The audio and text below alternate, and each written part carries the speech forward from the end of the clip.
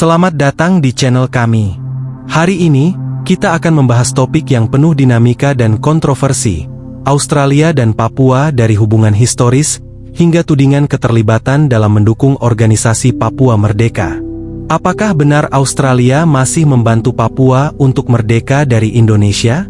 Mari kita telaah fakta, sejarah, dan kepentingan geopolitik yang tersembunyi di balik relasi dua negara tetangga ini.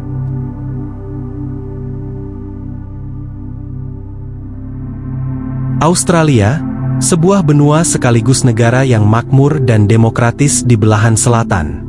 Terletak hanya beberapa ratus kilometer dari Papua, Australia memiliki sejarah panjang berinteraksi dengan wilayah timur Indonesia dari masa kolonial hingga kini.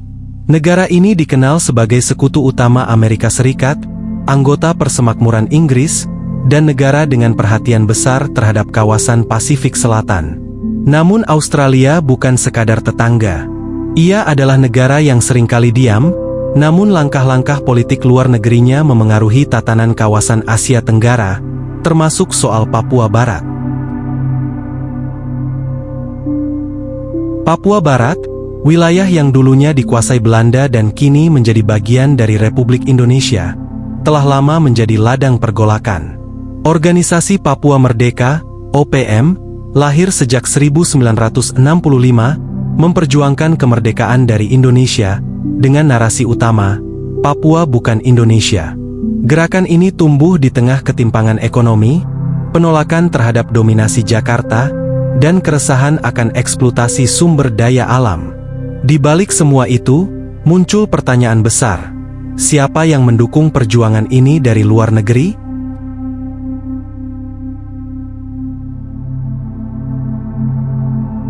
Australia telah terlibat dalam isu Papua sejak lama.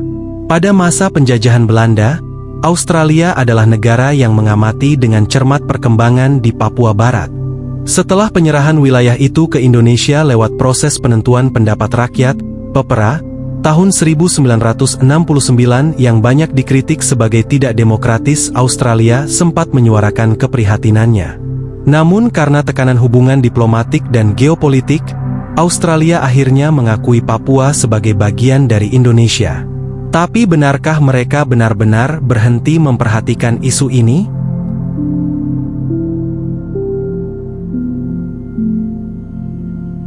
Beberapa laporan dan bocoran dokumen intelijen menunjukkan bahwa ada tokoh-tokoh di Australia dari aktivis, gereja, LSM, hingga anggota parlemen yang terus menyuarakan dukungan terhadap kemerdekaan Papua. Mereka menilai bahwa pelanggaran HAM di Papua Barat adalah alasan utama dunia harus turun tangan.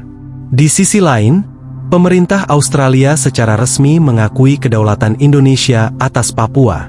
Namun, di balik layar, ada indikasi bahwa Australia memberikan ruang bagi aktivis Papua di pengasingan, bahkan beberapa tokoh separatis Papua tinggal di Australia dan bebas menyuarakan kemerdekaan.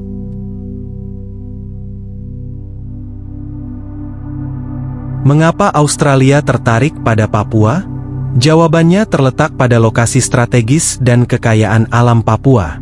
Jika suatu hari Papua Barat merdeka, maka negara baru itu akan sangat bergantung pada negara tetangga terdekatnya, Australia. Australia juga punya kepentingan mencegah pengaruh Tiongkok meluas di Pasifik.